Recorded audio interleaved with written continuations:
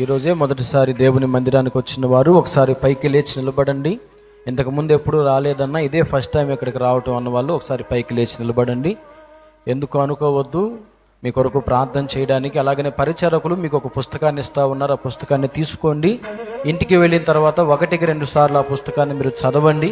ఇక్కడికి వచ్చిన మీ అందరికీ యేసు ప్రభువును గురించిన సత్యాన్ని అందించాలని దైవజనులు ఆశతో ఉంటారు. అందుకని ఆ పుస్తకాన్ని మీకు అందించడం జరిగింది. యేసు ప్రభువే ఎందుకు నిజమైన దేవుడు అనే విషయాన్ని చాలా వివరంగా అందులో వ్రాయటం జరిగింది. ఒకవేళ మీకు చదువు రాకపోతే చదువు వచ్చిన వారి చేత చదివించుకోండి. ఖచ్చితంగా ఆ పుస్తకాన్ని మీరు చదవండి, మీకు మేలు చేస్తుంది. మరి దీనులు బేదలైన బిడలు తమ కష్టార్జితాన్ని ఇక్కడ ఇవ్వటం ద్వారా ఆ డబ్బును వెచ్చించి ఆ పుస్తకాన్ని ముద్రించి మీకు ఇవ్వటం జరుగుతుంది. కాబట్టి దయచేసి ఎవరు కూడా పడేయొద్దు, ఖచ్చితంగా చదవండి. మీరు ఏ సమస్యతో ఇక్కడికి వచ్చారో మీ కొరకు మేము ప్రార్థన చేయబోతున్నాం. నిలిచిన మీరు కన్నులు మూసి ప్రార్థనలో ఏకీభవించండి. క్రింద కూర్చున్న మనమంతా సంఘమంతా ఈ బిడ్డల కొరకు ప్రార్థన చేద్దాం. మహాపరిశుద్ధుడైన తండ్రి, ప్రేమ కలిగిన ప్రభువా, స్తోత్రాలయ్య.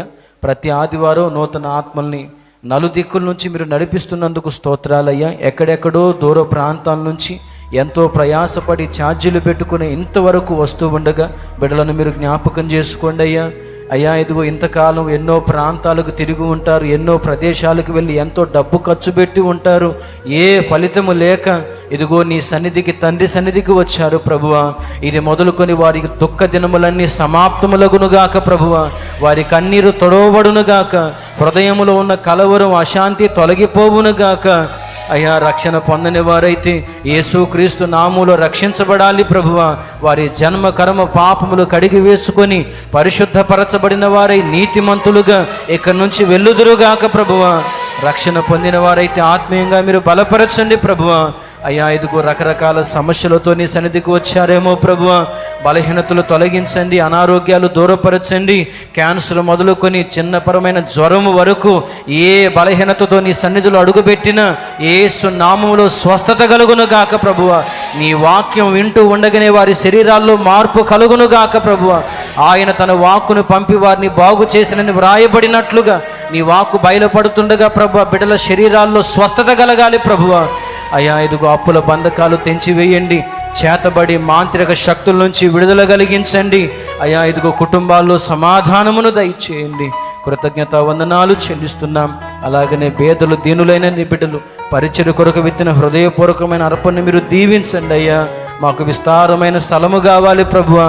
ప్రజలను మీరు పంపిస్తూ ఉన్నారు, స్థలము కావాలి ప్రభువా. యేసు నామములో మాకు స్థలము అనుగ్రహించబడును గాక. నలుదిక్కులకు మేము వ్యాపించుదము గాక, విస్తరించుదము గాక ప్రభువా.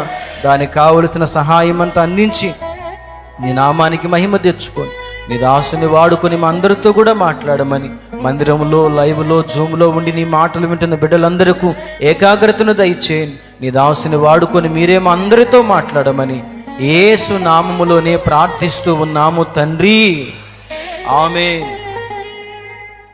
మంచిదండి, అందరికీ వందనాలు. కూర్చున్నాం ప్రశాంతంగా. మీ సెల్ ఫోన్లో ఒకసారి సైలెంట్ మోడ్లో ఉన్నవో లేదో చూసుకోండి.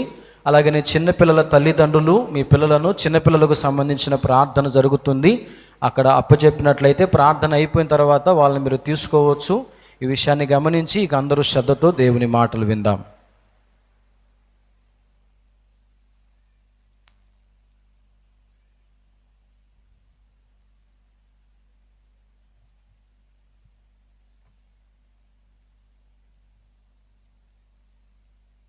ప్రశాంతంగా ఇంకెక్కడోళ్ళు అక్కడ కూర్చొని దేవుని మాటలు వినడానికి హృదయాన్ని సిద్ధపరచుకోండి.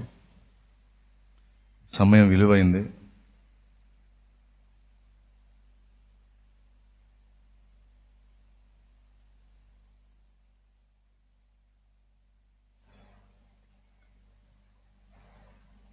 బైబిలు గ్రంథంలో నుండి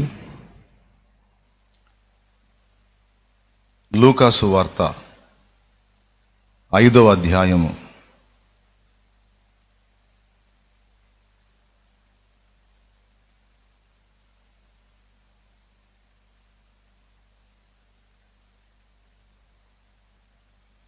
1వ వచనం నుంచి నేనే చదువుతున్నాను, చూడండి.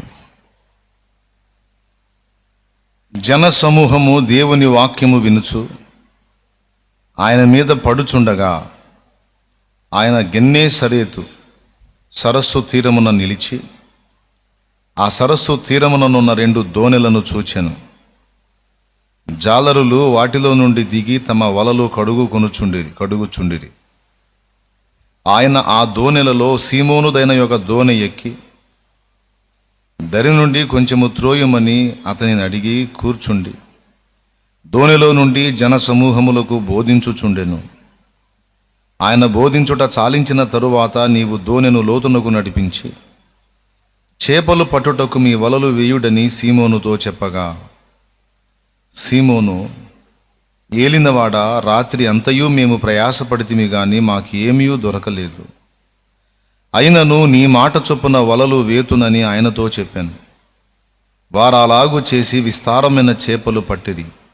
అందుచేత వారి వలలు పిగిలిపోవుచుండగా వారు వేరొక దోణిలోనున్న తమ పాలివారు వచ్చి తమకు సహాయము చేయవలనని వారికి సంజ్ఞలు చేసిరి. వారు వచ్చి 2 దోణెలు మునుగునట్లు నింపిరి. చిన్న మాట ప్రార్థన చేసుకుందాం. ప్రేమ కలిగిన మా మహాపరిశుద్ధ తండ్రి, ఘనుడవగు దేవా, నీకు స్తోత్రము. నీ దయాపూర్వక సంకల్పాన్ని బట్టి శుభవేళ మమ్మల్ని అందరినీ రీతిగా సమకూర్చారు. మీకు వందనాలు. గత 3 దినాలుగా వరుస ప్రార్థనలతో మమ్మల్ని సంతోషపెట్టినందుకు నీకు స్తోత్రములయ్యా. శుక్రవారం వేళ మమ్మల్ని దర్శించి మాతో మాట్లాడారు. నిన్నటి రోజున మాతో మాట్లాడారు. ఈ వేళ కూడా నీ పాదాల చెంతకు వస్తుండగా దయచేసి మాతో మాట్లాడండి. ఉపదేశాన్ని అడ్డగింపు చూసే సైతాను, దురాత్మ, దయ్యపు అంధకార శక్తుల ప్రభావం యేసు నామములో బంధిస్తున్నాం. నీ బలహీన దాసుని, అయోగ్య దాసుని నీ రక్తం చేత కడిగి పరిశుద్ధపరిచి నీ అగ్ని చేత పుట్టము వేసి నీ ఆత్మతో అభిషేకించి, నీ దాసుని వినే నీ బిడ్డల్ని కూడా అలాగున అభిషేకించి మా అందరినీ దర్శించి మాట్లాడి విని గ్రహించగల మనసు, భద్రపరచుకోగల హృదయం మాకు దయచేయము. ఆచరణలో పెట్టగల లైఫ్ మాకు, జీవితం దయచేయము.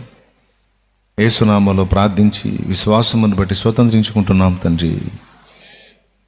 ఆమేన్, ఆమేన్, ఆమేన్, ఆమేన్.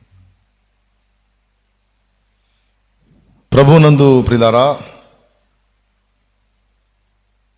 చదవబడిన వాక్య భాగంలో నుండి జరిగిన సన్నివేశాన్ని తెలుసుకోవటం మనకేం కష్టం కాదు. యేసు ప్రభు జనసమూహాలకు బోధించేటప్పుడు గెన్నేసరేతు సరస్సు తీరమున నిలిచి ఆయన వాక్యాన్ని బోధిస్తూ ఉంటే జనసమూహం విస్తారంగా వచ్చి వింటా ఉన్నారు. అలా ప్రజలు వింటా కికిరిసి ఆయన మీద పడతా ఉంటే చెప్పడానికి వీలు పడట్లా.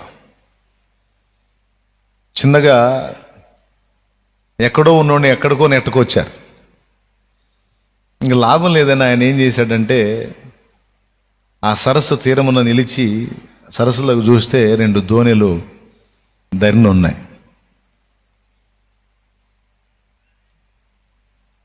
వాళ్ళు నైట్ వేటకెళ్ళి వలలు శుభ్రం చేసుకుంటున్నారు. ఆ 2 దోణెల్లో ఒకటి సీమోను దోణె. ఆ సీమోను దోణె ఎక్కాడు పోయి. ఆయనేం అడ్డుకోలా. ఈయన పోయి దోణె ఎక్కాడు, ఆయనేం అడ్డుకోలా, ఎక్కి కూర్చున్నాడు.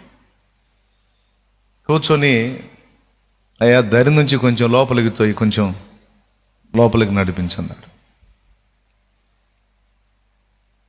నడిపించాడు. ఇక ఆ దోణిలో కూర్చొని వాళ్ళు ఆ ఒడ్డును నిలిచి